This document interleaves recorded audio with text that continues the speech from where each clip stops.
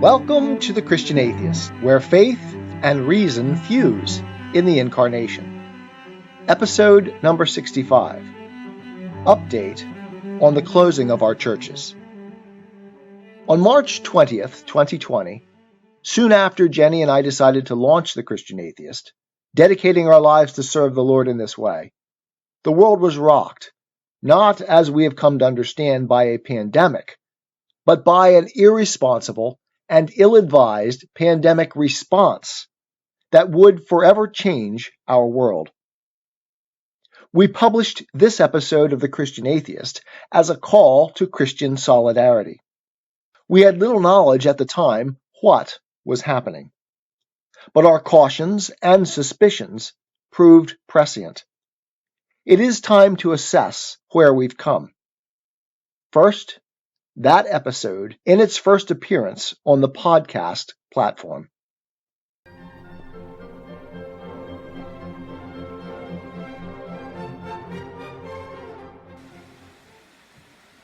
On the closing of our churches. In the first edition of The Christian Atheist, some of you may have noted that I hinted at a pervading softness that dismays and frustrates me with our Christian practice in today's world. This go-along-to-get-along spirit. This adoption of tolerance as a fundamental ethical principle is an issue I will devote extended discussion to in some future edition of The Christian Atheist. I offer today's comments as a conversation starter and not to shut down discussion and debate. As Patrick Henry noted, reasoned debate is one of our most effective ways to, quote, arrive at truth and fulfill the great responsibility which we hold to God and our country, end quote. So voices of opposition to my own are here, now and always, welcome. I hear voices saying that choosing to shut down our churches at the request of civil authorities displays weakness. Although I am sympathetic, as noted, to claims that our churches have become far too agreeable on social justice and other issues, I think there is a hint of moral arrogance in those voices arraying themselves against voluntarily following civil protocols. Compliance is not, in itself, weakness. Placing our own judgment above that of others is not, in itself, strong or wise. Forgive me, but as a philosophy professor, I am always suspicious of the easy answers we give ourselves. We human beings are very good at supporting whatever narrative makes us feel good about ourselves, and one of the most effective ways to do that is to paint a picture in which we appear strong and others weak. A picture in which we are wise and others are foolish. This sort of arrogance damages our credibility and hinders our pursuit of truth, not to mention our witness. And it usually is a cover for our own sense of inadequacy, weakness, and ignorance. The reality is that at this point in time, we simply do not know. And it's difficult to even intelligently guess what course of action is the proper one. At such moments, discretion probably is the better part of valor. Shutting down our churches by itself does not do significant damage. Failing to do so might. I can think of no Christian principles being violated by compliance, and at least one that is violated by refusing compliance. Romans 13 verses 1 through 7. None of this, however, is meant to imply that I think that the civil authorities are right in this instance. Frankly, I am suspicious, as I always am of government and its motives. I am not, however, foolish enough to think myself an expert on topics I know next to nothing about, nor arrogant enough to take upon myself the task of answering these truly tough questions. Messing with such large systems as the U.S. economy is a tricky business, and I fear the impact of these measures will be massive, unpredictable, possibly catastrophic. Will such meddling be justified? Truth will out, as is said, and in time we will know how good or bad these decisions were. Let us, for now, listen, obey, and be vigilant. Let us not assume beneficence on the part of our government, and let us be ready if and when the civil authorities exceed their authority and arrogate powers to themselves. They will, Of this we can be certain, and a strong, unapologetic, and unified Christian response will honor our Savior and advance His kingdom. We here at the Christian Atheists are coronavirus-free, open when all else is closed. For safe discussion and debate, let's start a conversation on these issues, shall we? Let me know where you think I'm wrong. I am open to changing my mind, even radically, when new evidence and arguments come my way. I am, after all, the Christian Atheist. Notice that early on, we emphasized the importance of the voluntary following of civil protocols. This civic voluntarism quickly degenerated into government mandates of all sorts. Mask, vaccine, lockdowns, and orchestrated media campaigns to shut down dissent as disinformation. The rights of citizens were brutally curtailed. Our churches were closed by fiat, and compliance was enforced. But even at the time of this episode, the pandemic response was extreme at what seemed to us an unwarranted level. What followed was almost inconceivable then.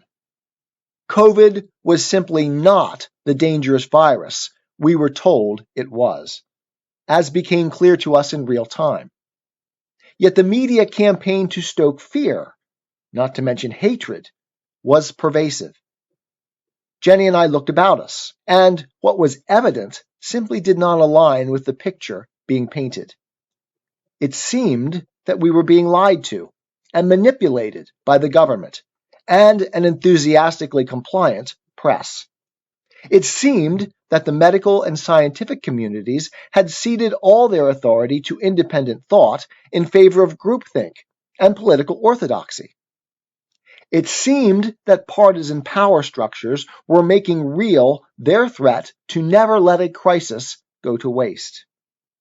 Once again, what was evident was real, and the elaborate mental picture was indeed, well, mental.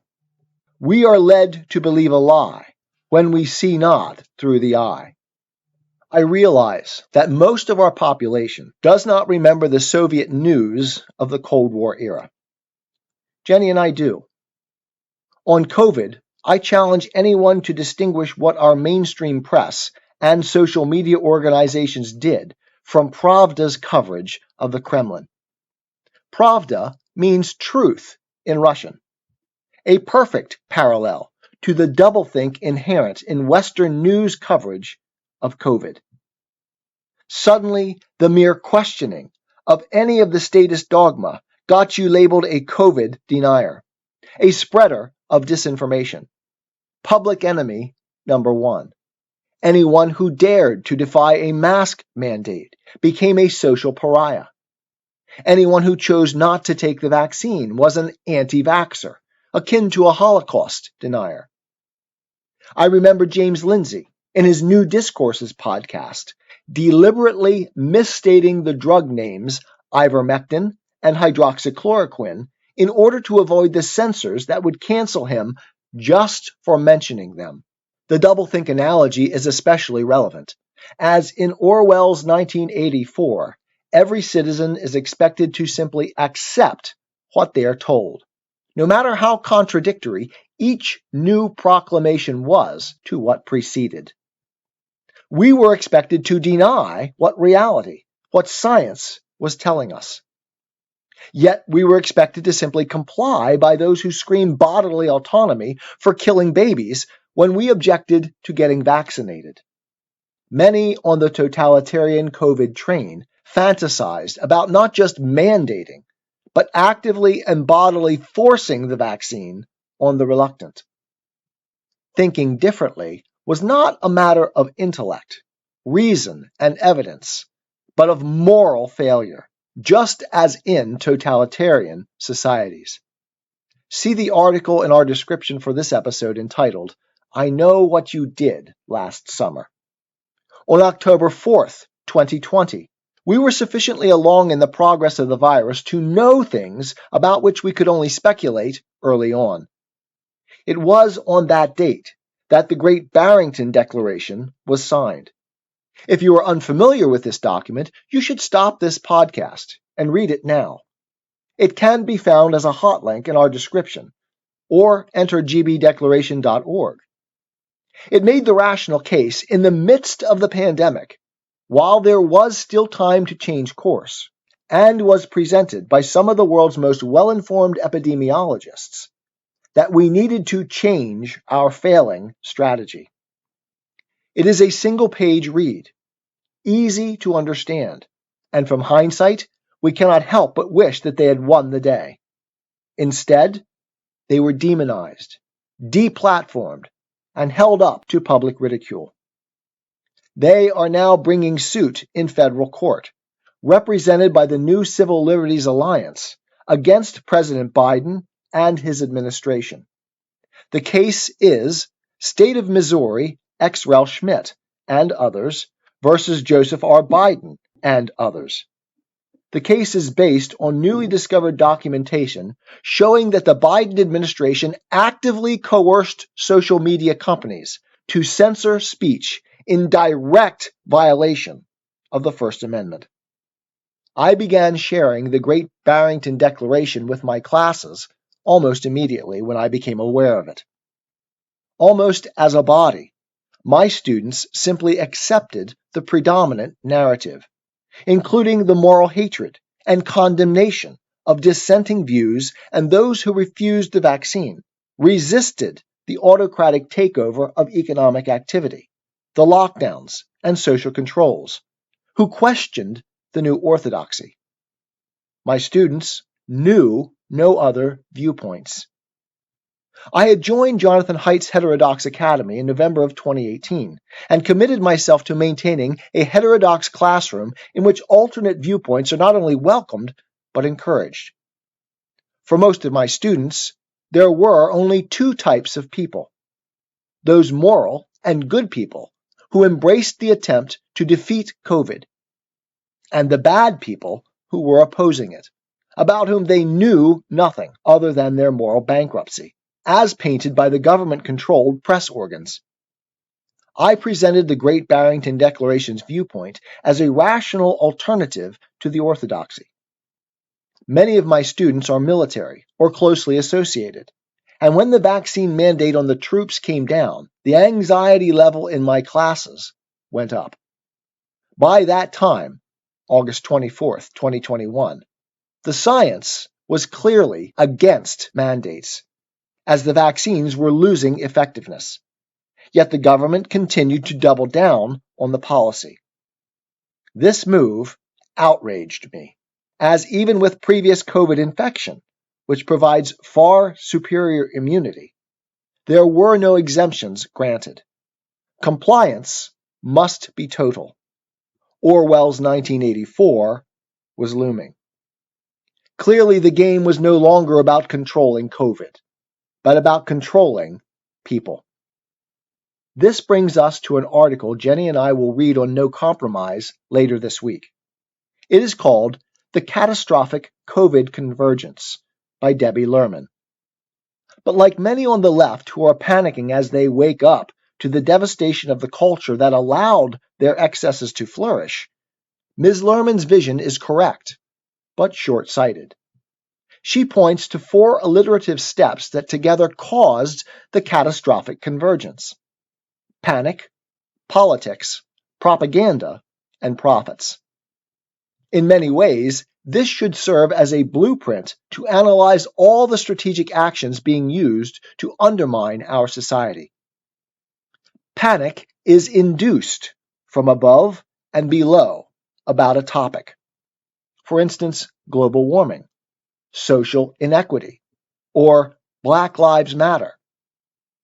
Too often by distorting and exaggerating a real problem, turning it from problem to crisis by propaganda.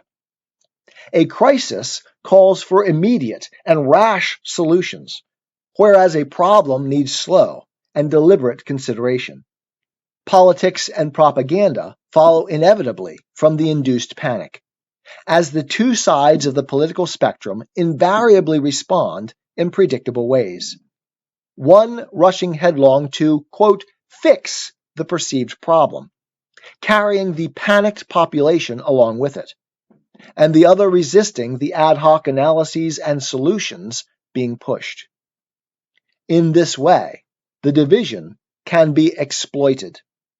Propagandizing, that is, lying about the problem, its severity, and painting all resistance as irrational and immoral, increases the divide, demonizes the opposition, and yields exorbitant profits to those economic interests privileged by the government for following the party line. Ms. Luhrmann's analysis is undoubtedly correct, but this same process has been undermining our society for decades, not suddenly and exclusively in the COVID crisis. Wokeism and COVID go hand in hand. The convergence that Ms. Luhrmann addresses has far deeper roots than she imagines, as we have tried to show in our series on Hegel and elsewhere. We want this episode to be a call to arms to our listeners. The weapons we must yield are intellectual and anchored in the evident, in awareness, science, and a faith in the efficacy of truth. We must be willing to speak and to stand against the madness.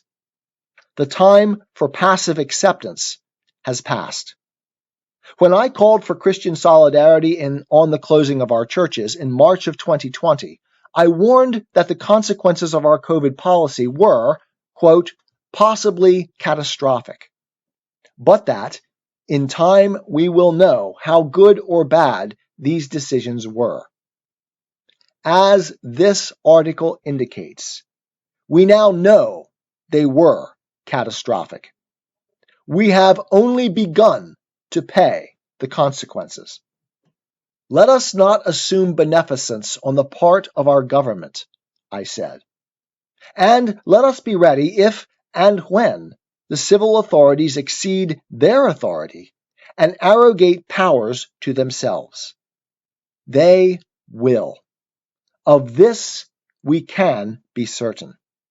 I want to end by asking you to read one more article. This one by James Lindsay on his New Discourses website. It is entitled The Woke Breaking Point. See the links in our description.